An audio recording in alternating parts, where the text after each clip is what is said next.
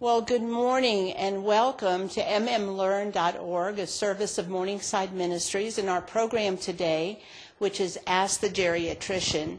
And I want to start by telling you that this program is made available by the generous support of so many donors. And I want to thank the Baptist Health Foundation, the Methodist Healthcare Ministries Foundation, the Southwest Texas Geriatric Education Center, the Pryor Trust, and many other individuals and organizations who support the mission of Learning, bringing training to the caregivers and healthcare professionals that serve those that we love and care for.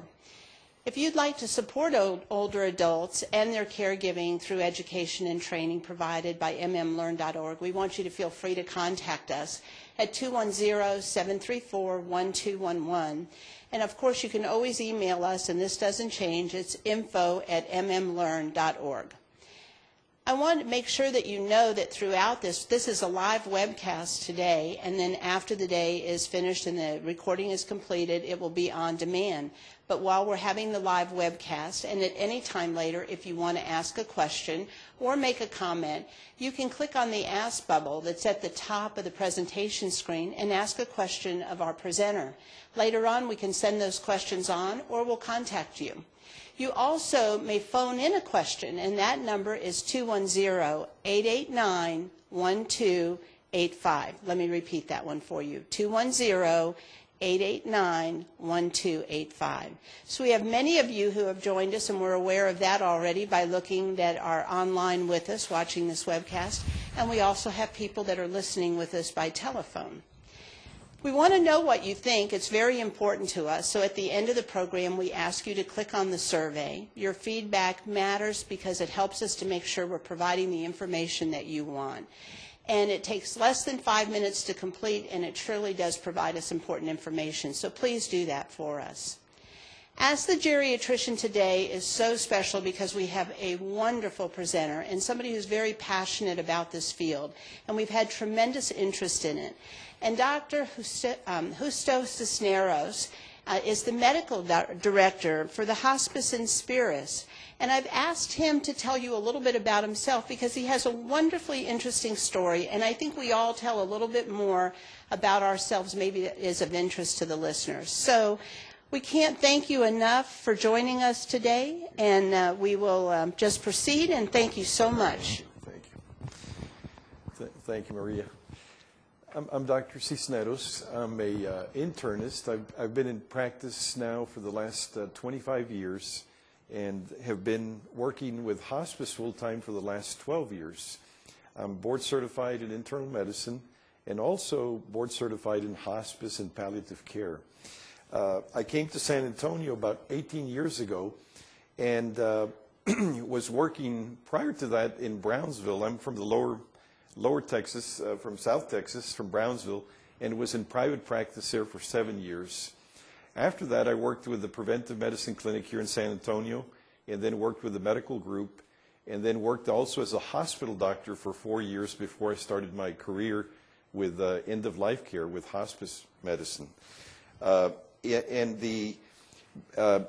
experience in hospice really never began in my training as most physicians or in my private practice, and I was not aware of hospice until I became a hospital doctor, which shows you how poorly we're trained as physicians to really talk about the end of life. We really see death as a failure, and we treat and we overly treat very aggressively to the very end of people's lives. But by the grace of God, I got an opportunity to work full-time with hospice, and it really has become my niche and my love to be able to help people spiritually, emotionally, as well as physically, so that we can kind of get to the core issue, which is really the suffering.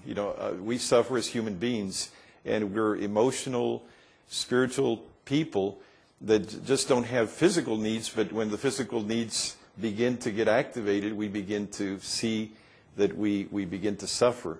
So, my job as a job of most health care practitioners, especially people that work with palliative care and hospice, is to relieve and alleviate the suffering that we have as human beings. And I tell my families and my patients that we're not medical beings, but we're human beings. And so having this experience as a geriatrician doing hospice work has really helped open up my eyes to see that all of us, including myself, are really not immortal or invincible. We seem to have that as as we're young physicians and we come out of training, we see people all around us that are sick and that are dying, but we never apply it to ourselves until we get older and we begin to see our weakness, our frailty, as it develops year by year. So coming into the hospice type line of work was really, as I said, just a blessing for me so that I could go ahead and open up my eyes to see that people at the core suffer. They begin to experience symptoms related to their end-stage disease, and we see that medical treatment does stall the death and dying process because we have so many layers of illnesses that develop because we have such great treatment. The treatment, in essence, kind of puts the death and dying process in slow motion. And by putting it in slow motion, you begin to see the frailty develop, and people live longer and longer, but then at the expense many times of suffering a loss of quality of life. And what we do at the end of life is that we do want people to have a good quality of life. I think that's the focus in my practice, to really hone in and ask people what really distresses them, what really is a core symptom that makes them feel like they're suffering, and then put a list of these things, and it may be several symptoms. As people approach the end of life, they have more and more symptoms, and then number them and ask the patient what bothers them. Number 1, number 2, and so forth. And then for us to really focus our treatment on those symptoms that distress them. And palliative care is in essence knowing that we cannot cure their disease, but we can comfort them. And we're not here to slow down the process of death and dying, but we're not here either to speed it up. But we want to go ahead and help the patient and their loved ones take care of these things at the end of life. What is hospice? Hospice is a philosophy of care. It's a philosophy of care where we direct our care at their symptoms to relieve those distressing symptoms with a team of professionals that will go ahead and help that person live their remaining days in the best possible way. Modern hospice began in 1967 in London with Dr. Saunders. And Dr. Saunders began her practice as a doctor in the 50s. She was first a nurse, then a social worker, and then she became a physician. And she started the first modern hospice in London in 1967, St. Christopher's Hospice. And then she came to America. And in America, hospice began in the 70s, but the Medicare benefit did not begin until actually the 1980s, the early 80s. And as I said, I've been a practicing physician since out of my residency in 1985, and in 1985, hospice was just beginning. So hospice as a model of healthcare is very, very recent, a recent innovation. And it was really a reaction to the pressing need that people were suffering and people were dying in the hospital, but then the physicians and the hospitals were really not focusing on the psychosocial needs of patients. That patients, in essence, if you ask people what their ideal death scenario is to be, all patients, by and large, will never mention that they want to die in the hospital in the presence of a physician or a nurse, but they want to die at home in the presence of their loved ones.